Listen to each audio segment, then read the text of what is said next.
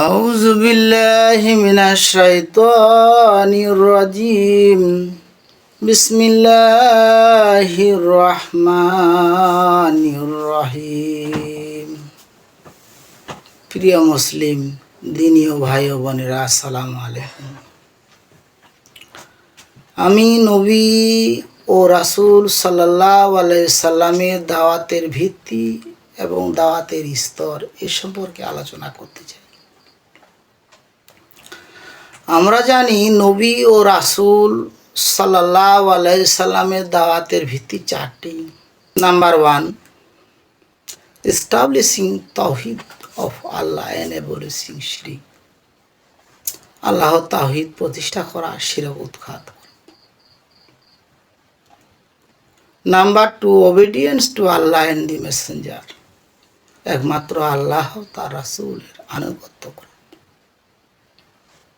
Number 3, taqwa mean obeying Allah and command prohibition. আল্লাহর আদেশ এবং নিষেধ মানে চলা।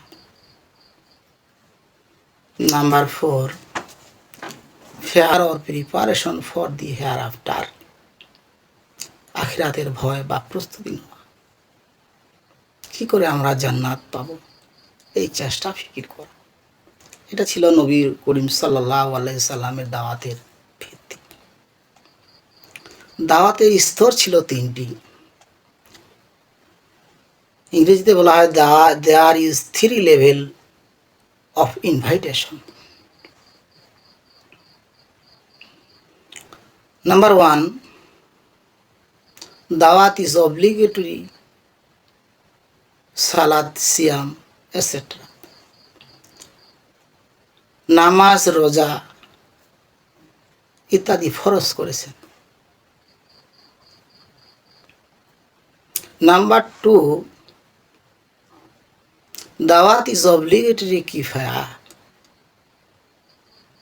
সাচ এস সালাত ফিউনিরাল, যেটাকে বলা হয় জানাজার নামাজ।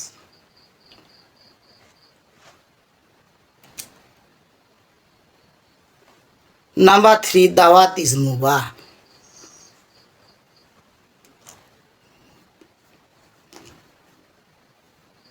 যে কাজ করলে সওয়াব আছে, if you do that there is reward, আর if you do not there is no scene.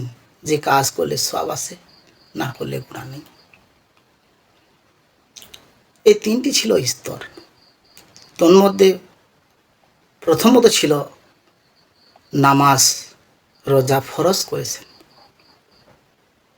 যেহেতু আল্লাহ আমাদেরকে ফরজ করেছেন, করে দিয়েছেন নামাজ, রোজা, অবশ্যই আমাদেরকে সেটা পালন করতে হবে। আর এটা যদি আমরা পালন করতে পারি, তাহলে জান্নাতে বাবু সালাত, একটা নামাজের দরজা থাকবে, আর একটি রাইয়ান, রোজাদারদের জন্য একটি দরজা থাকবে। এটা বুখারী শরীফের হাদিস। অতএব আমরা যেন সেই দরজা দিয়ে জান্নাতে যেতে পারি, সেই চেষ্টা ফিকির আমাদেরকে করতে হবে। আসসালামু আলাইকুম ওয়া রাহমাতুল্লাহ।